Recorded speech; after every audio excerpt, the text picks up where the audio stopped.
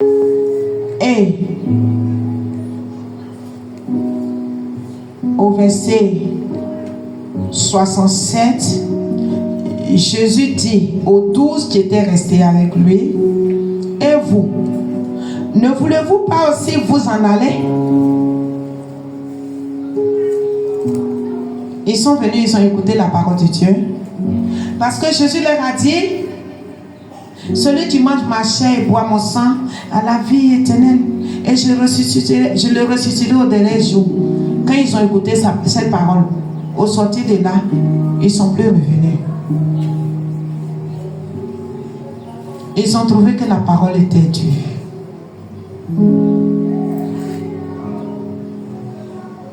Pourquoi? Parce que ceux-là n'ont pas compris le langage de Christ.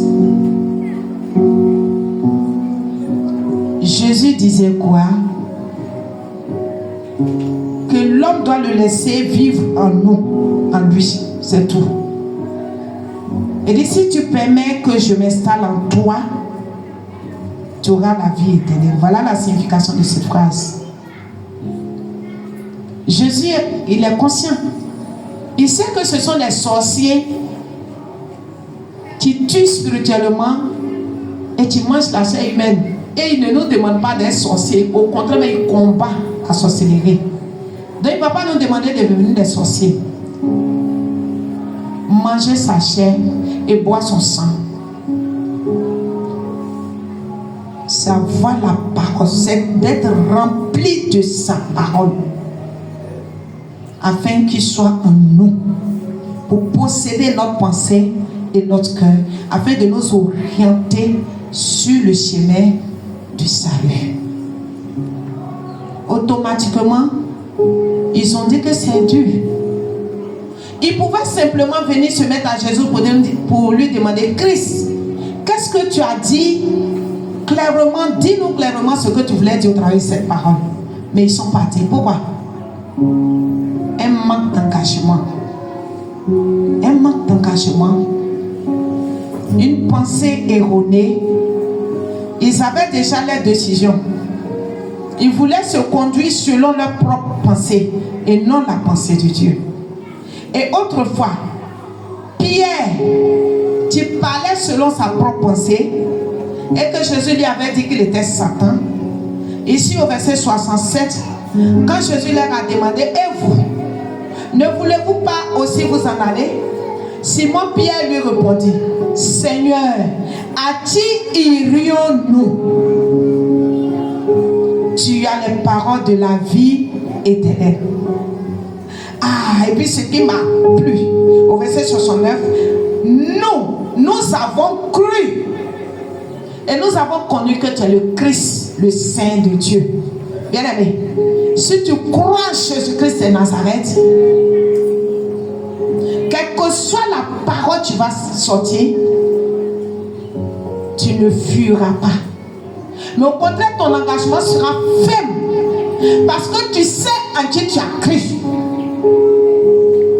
Et tu sais quelle est la décision que tu as prise concernant ta vie et ton parcours sur terre. Pierre, en l'entendant parler au verset 68, Seigneur, à qui irions-nous? Tu as les paroles de la vie éternelle. Quelle était la décision de Pierre? La décision de Pierre, c'était d'avoir la vie éternelle.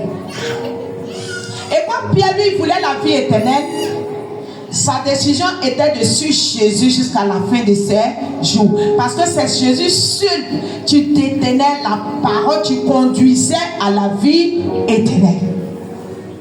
Bien-aimé, quelle est ta décision? Tu sais, on peut prendre la décision. On peut avoir le désir. Mais il faut être déterminé pour que tout soit accompli pour ta vie. Le Seigneur connaît la faiblesse de chacun de nous. Et il connaît aussi parce que c'est lui qui nous a créés.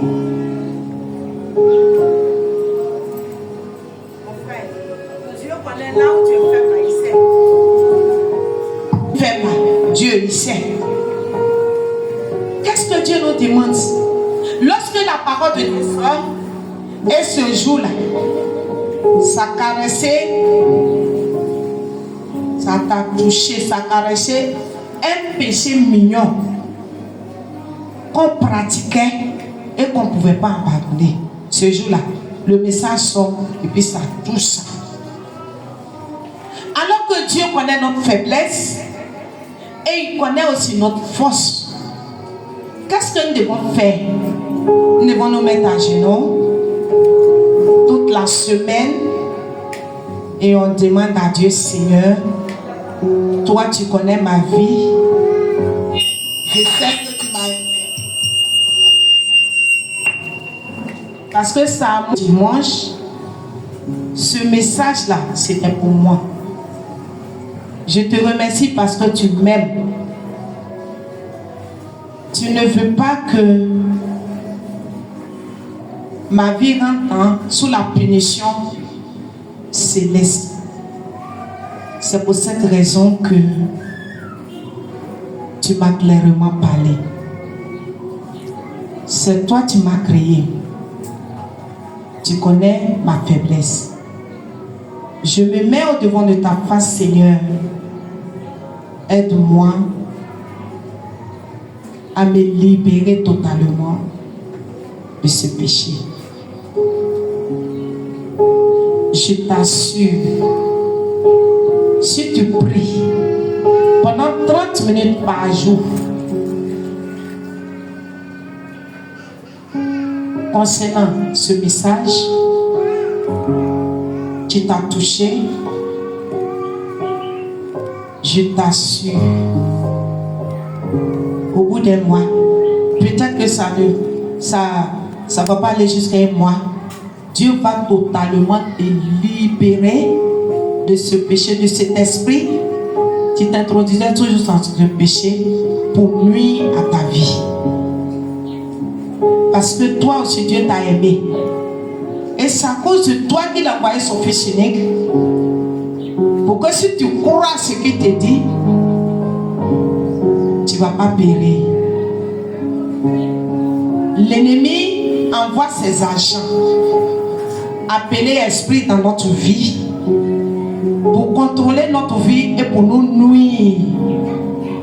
Mais si humblement nous nous mettons devant la face de celui qui nous a créés à la lumière de la parole pour nous confesser sincèrement et lui demander de nous aider, Dieu, il est juste et bon pour nous libérer totalement.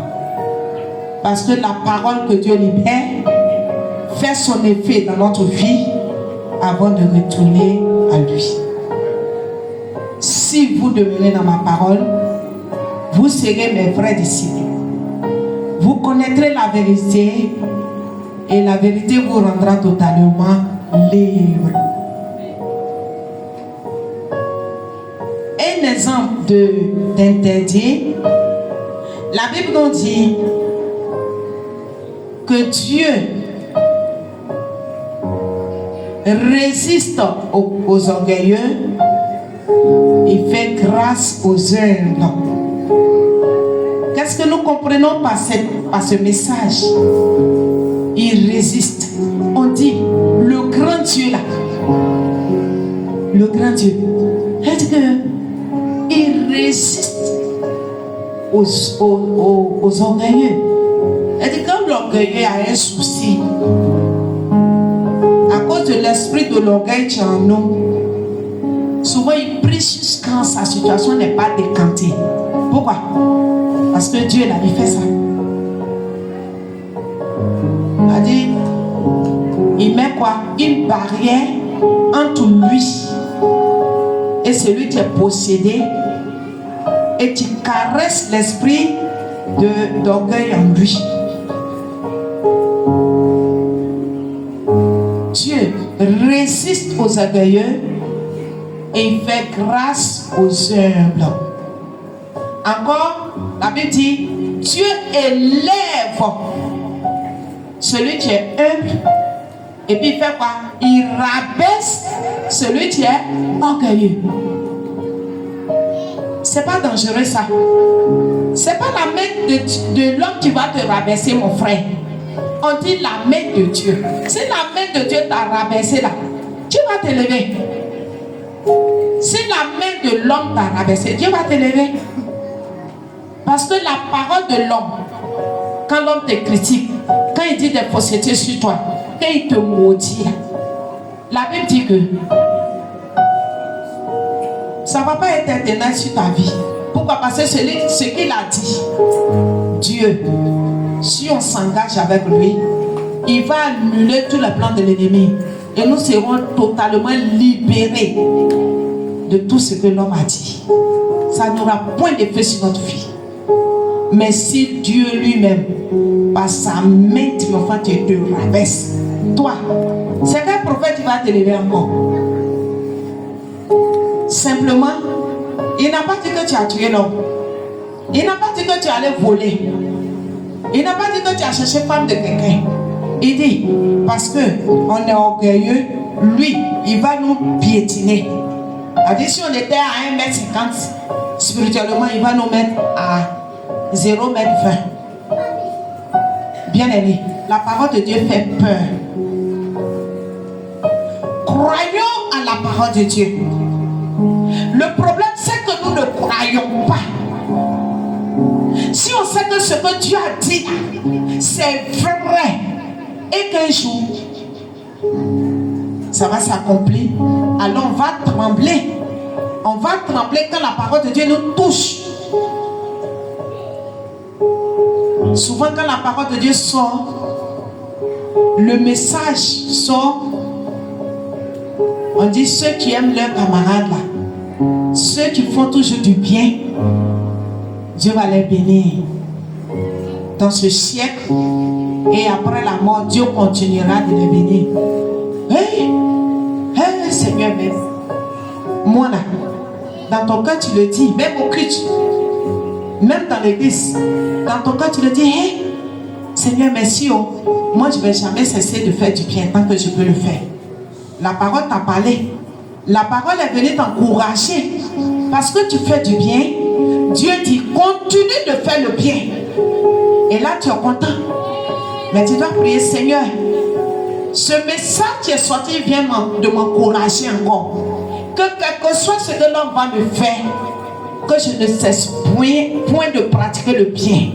Parce que le bien que je fais, un jour, je serai récompensé par ta triomphante main sur cette terre. Et après la mort, je serai encore récompensé. Et quand on sort de là, on est content, non? On est content. Parce qu'on n'est pas méchant. Quand Dieu dit qu'on est gentil, on est content.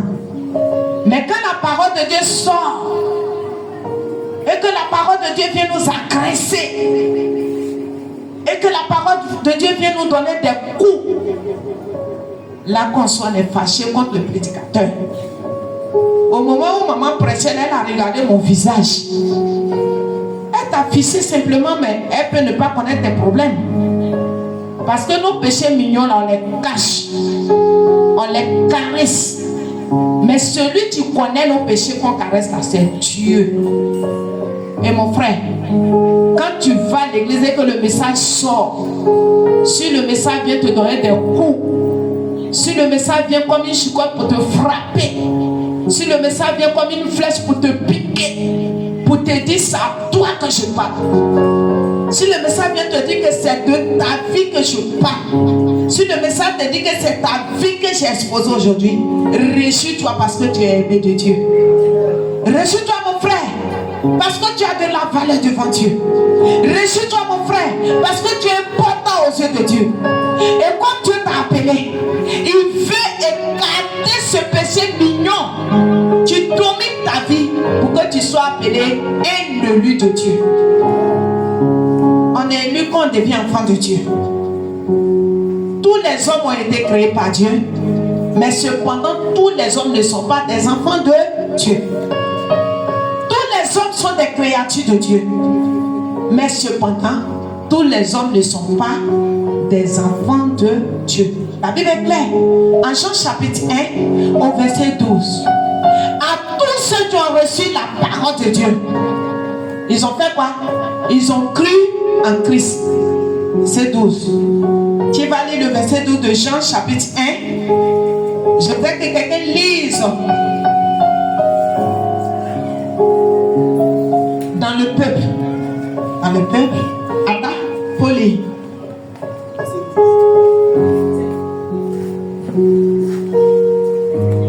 Jean chapitre 1, verset 12. Mais à tous ceux qui l'ont reçu, à ceux qui croient en son nom, elle leur a donné le pouvoir de devenir enfants de Dieu, lesquels sont nés. Gloire à Dieu. Est-ce que tu peux acclamer cette parole?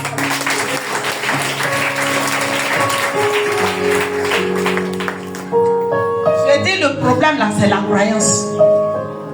Le seul problème que l'homme a, c'est la croyance à la parole de Dieu. Il dit, elle, l'apostrophe représente elle, la parole. Tous ceux qui ont reçu la parole de Dieu, voilà, tout le monde peut recevoir la parole de Dieu. Mais cependant, il y a un examen à faire. L'examen, c'est seulement ceux qui ont cru, qui ont reçu le pouvoir. Gloire à Dieu. Il dit à tous ceux qui ont cru, qui ont reçu, à tous ceux qui ont reçu la parole de Dieu, à ceux qui ont cru au nom de Jésus, la parole leur a donné le pouvoir et ils sont devenus enfants de Dieu. Dieu nous a appelés, il nous a attirés à venir écouter sa parole. Mais Dieu va sélectionner ceux qui seront appelés réellement enfants de Dieu. On a reçu l'appel de Dieu. Venez à moi. Venez vous dire, tu es fatigué, chargé. Et moi, je vais donner le repos à votre âme. Venez. Venez de partout. On a entendu l'appel et nous sommes là ce matin. Mais Dieu va sélectionner. Dis à ton frère, Dieu va sélectionner. C'est comme un concours. C'est comme un examen de fin d'année. Il y a un examen, cependant. Celui qui va écouter la parole de Dieu, tu vas la recevoir. Mais l'examen, c'est celui qui va croire. Et dit à ceux qui ont reçu la parole de Dieu, il continue à tous ceux qui ont cru au nom de Christ. Tu vas croire à la parole de Dieu au nom de Jésus-Christ. À ceux-là, la parole qui est entrée en eux leur a donné le pouvoir et ils sont devenus enfants de Dieu. Gloire à Dieu. Ils sont devenus enfants de Dieu. Il y a beaucoup d'appelés et moins d'élus parce que beaucoup ne croient pas à la parole de Dieu. Dieu appelle tout le monde de partout à venir dans sa maison pour écouter sa parole de Dieu. Mais beaucoup ont échoué et ils n'ont pas été élus simplement parce qu'ils n'ont pas cru. Dieu, moi je continue de faire ma vie. Est-ce que cette parole-là, mon cher, il faut faire ta vie. On a vu des gens ici, là, ils ont pratiqué l'impudicité quand ils ont eu quoi? On a vu des gens ici, ils ont volé jusqu'à actuellement, ils vivent bien. Mon frère, chacun de nous sur cette terre a sa destinée et son destin. Les hommes que vous voyez sur cette terre sont comme des plantes. C'est pour cela que Dieu parle toujours de fruits. Vous porterez des fruits. Il dit vous porterez des fruits. Dieu compare spirituellement les hommes aux plantes. Il y a des petites plantes comme les tomates, les gombos, les haricots, les aubergines. Dès qu'on les plante, après 3 mois, ces plantes commencent à porter des fruits. Et peut-être peut-être 5 mois de récolte après, les plantes là font quoi? Elles meurent, ça disparaît. Donc il y a des gens qui sont comme ces petites plantes. Peut-être que toi, Dieu compare ta vie, ta destinée à la petite plante de tomates, d'aubergines, peut-être de piment ou de gombo. Ce que tu fais là, ce qu'on fait, tu ne confesses pas le nom de Dieu. Ce qu'on cache à Dieu quand Dieu nous a appelés, ça ne va pas durer. Ça dit qu'on pêche là, quand nous on tombe dans le péché, ça ne dure pas. Et puis pour nous là, les fruits sortent. Et puis pour nous les fruits sortent. Parce que spirituellement nous sommes égaux comme ces petites plantes. C'est-à-dire dès qu'on pêche, souvent même 3 mois après, voire 4 mois après, nous sommes frappés automatiquement par la malédiction de ce péché. Comme David par exemple. Il est parti chercher la femme du riz. 2 mois après, la femme tombe enceinte. 3 mois après, Dieu envoie Nathan. Et dit, toi David, là, ce que tu as fait là, tu vas voir. Ou bien c'est pas ça. Il dit, ce qu'il a fait là, 3 mois après, automatiquement la malédiction, les coups de fouet de Dieu sont venus sur lui. La Bible dit que David a souffert pendant 12 ans. 12 ans. Il a souffert pendant 12 ans. Et après les 12 années passées, Dieu dit à David, tu es l'homme selon mon cœur, il a récupéré. Et David a eu la vie sauve. Mais dès que Nathan le prophète a allé révéler le péché de David, la Bible dit que David s'est mis à gémir et puis il s'est repenti. Mais il a subi une souffrance de 12 ans. Je dirais que pour lui est bon. Dieu l'a vite frappé. Il s'est repenti. Lui au moins, il a payé pour ce qu'il a fait sur la terre. Mais s'il meurt, au moins il aura la vie éternelle. Bravo à ces petites plantes-là. Dès qu'ils font quelque chose de mal, pour eux là, ça sort. On va les trimballer. On va les insulter. Mais quand ils vont se repentir, ils vont subir les punitions de la part de Dieu. Et après, Dieu leur pardonne leur péché. Et s'ils meurent, au moins ils seront sauvés pour la vie éternelle. Par contre, il y a des gens, des hommes et des femmes, leur vie, du côté destiné, est comparée un peu à des plantes d'oranger, de mandier. On peut même le comparer à des plantes de VA qui font 7 ans avant de porter des fruits. Il fait le péché. Il est là, il pêche. Il n'a pas la crainte de Dieu. Non seulement lui, mais il pêche. Et puis, il encourage les autres à faire comme lui. Et quand l'autre le regarde, lui là, moi je sais qu'il vit dans le péché, mais voilà, ses affaires marchent. Dis à ton frère, c'est pour un temps. Dis à ton frère, c'est pour un temps.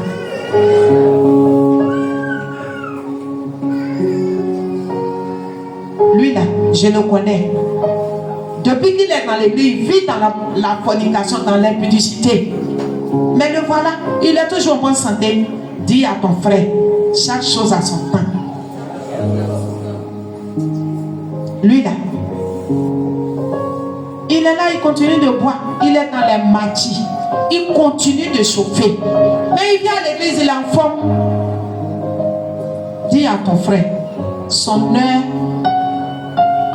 va arriver. Bien aimé, après 7 ans, tu oublies même ce que tu avais fait. Après 7 ans,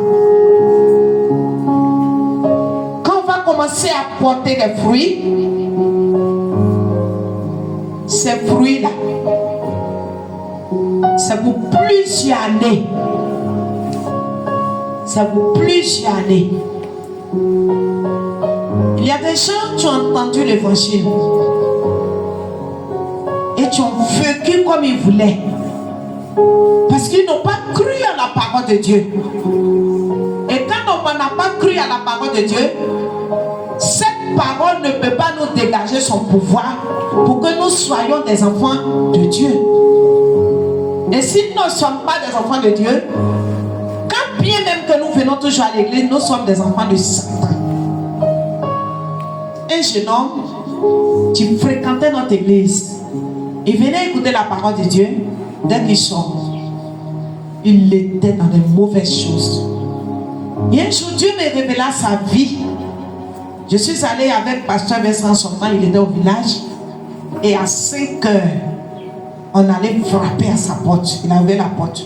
Et je lui ai dit la révélation. Que voilà ce que Dieu me dit concernant ta vie. Arrête de faire ce que tu fais. À cause de toi, tes camarades ne veulent pas donner leur vie à Jésus. À cause de toi, beaucoup vivent dans le péché. À cause de toi, beaucoup de personnes sont en train de se noyer. À cause de toi, beaucoup de personnes sont en train de mourir sans connaître le Christ. Que Dieu dit, toi, ta malédiction, tu vas la porter tout au long de ta vie. Et quand je lui ai fait la révélation, on a prié pour lui parce qu'il partait au travail. Et on est revenu. Mais il n'a pas arrêté. Il a continué jusqu'à 4 ans après. Un jour, il est parti au travail, il est tombé. De l'hôpital de Mbato à Abidjan, ça fait 8 ans. 8 ans qu'il est malade. 8 ans. 8 ans. Il vit. À la gloire de Dieu, actuellement, il marche un peu. Mais il est devenu impuissant à vie. Impuissant à vie. Impuissant à vie. Sa femme est là. Il s'en se débrouiller. L'argent qu'il n'a pas, moi, il donne à sa femme. Il est devenu impuissant à vie. Un jour, il me fait appel, il me suicide. Il dit, mais pourquoi? Si tu te suicides là, tu ne vas pas aller au ciel. Maudit soit celui qui se porte. Et il pleurait. Je l'ai exhorté. Pourtant, un joli garçon bien en forme. Pourquoi on est pressé? Il était marié, il avait une femme. S'il avait écouté la voix de Dieu qui quittait l'impudicité, aujourd'hui il allait pouvoir coucher avec sa femme. Mais ce plaisir-là, il n'aura plus jamais ça jusqu'à la fin de sa vie. Impuissant à vie. Il vit avec sa femme, femme l'a grossi jusqu'à. Elle va au marché, qu'elle n'est pas revenue, il tremble. Il m'appelle, viens par là ma femme, viens par là ma femme. Sa femme dit, hey, c'est mon mari qui partait prier à toi, moi je ne vais pas à l'église. Il a fait sa vie, non? Aujourd'hui, moi aussi, j'ai fait ma vie. Le jour où Dieu va me faire asseoir comme lui là, nous on va s'asseoir là. Quand je parle, la femme me redit la même chose. Il est là, il pleure. Mais il ne peut pas libérer la femme. Parce qu'au moins, elle te lave. Elle te porte tes habits. Elle lave tes habits. Elle prépare pour toi. Si tu la libères dans ton état là, tu vas venir te marier. Mon frère, ce sont des plantes pluriannuelles. Leur production là, ça va un peu, ça revient. Ça va un peu, ça revient. Ça va un peu, ça revient. Jusqu'à ce que ces plantes meurent. Bien aimé, tu vis délibérément dans le péché. Si ta situation n'a pas encore décanté, ne dis pas que Dieu ne me voit pas. Ça dépend de quel groupe nous sommes.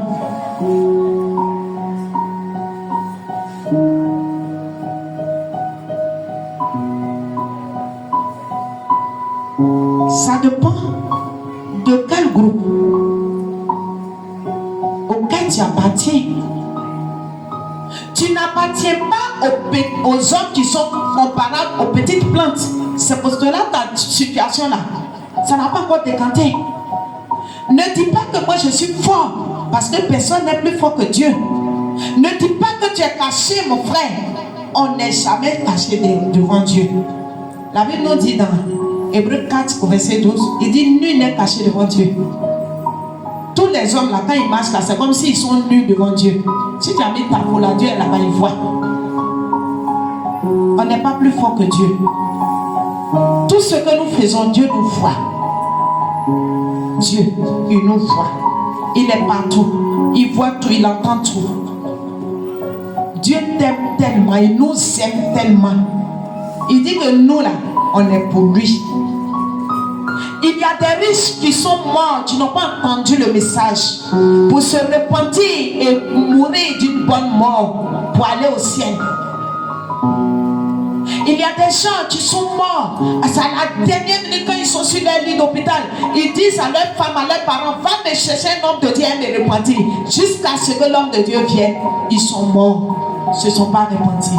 Mais toi, moi, nous avons la chance. Regarde comment Dieu nous aime.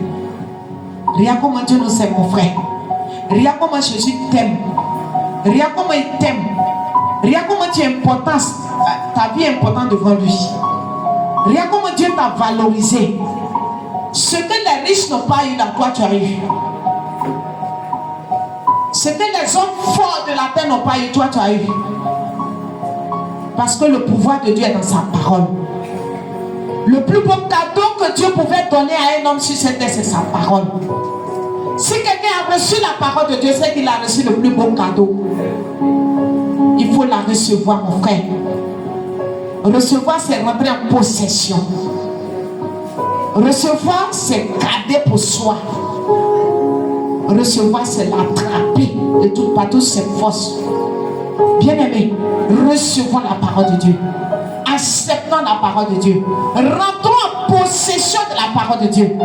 Quelle que soit la manière dont elle va sortir. Si ce sont les directives, tu l'acceptes avec choix. Si ce sont les interdits aussi, acceptons-les avec choix. Dieu nous connaît. Et je répète, Dieu connaît ta faiblesse, mon frère. Dieu n'est pas méchant. Il vient à nous comme un bon père. Un père aimant. Un père qui vient à notre secours. Il sait que l'ennemi est plus proche de nous.